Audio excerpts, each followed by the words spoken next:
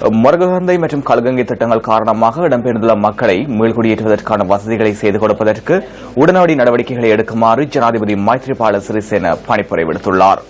சுற்றாடல் மற்றும் மகாவலி அபிவிருத்தி அமைச்சின் அதிகாரிகளை நேற்று சந்தித்த போதே ஜனாதிபதி இதனை குறிப்பிட்டுள்ளார்.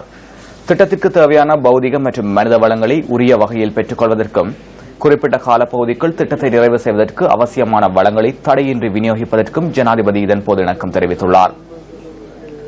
மொரககந்தை திட்டத்தின் நிர்மாணப் பணிகள் 53% நிறைவடைந்துள்ளதுடன் 2017ஆம் ஆண்டு திட்டத்தின் நிர்மாணப் பணிகளை பூர்த்தி செய்ய எதிர்பார்க்கப்பட்டுள்ளது.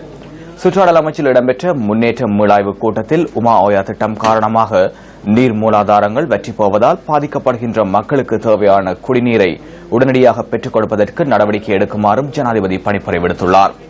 திட்டத்தின் நிர்மாணப் பணிகள் மற்றும் அது சார்ந்த பிரச்சினைகள் குறித்து ஆராய்வதற்காக எதிர்காலத்தில் தாம் அந்த பிரதேசத்திற்கு கண்காணிப்பு விஜயத்தில் ஈடுபடுவதற்கு திட்டமிட்டுள்ளதாக ஜனாதிபதி இதன்போது சுட்டிக்காட்டியதாக ஜனாதிபதி ஊடகப் பிரிவு விடுத்துள்ள அறிக்கையில் மேலும் குறிப்பிடப்பட்டுள்ளது.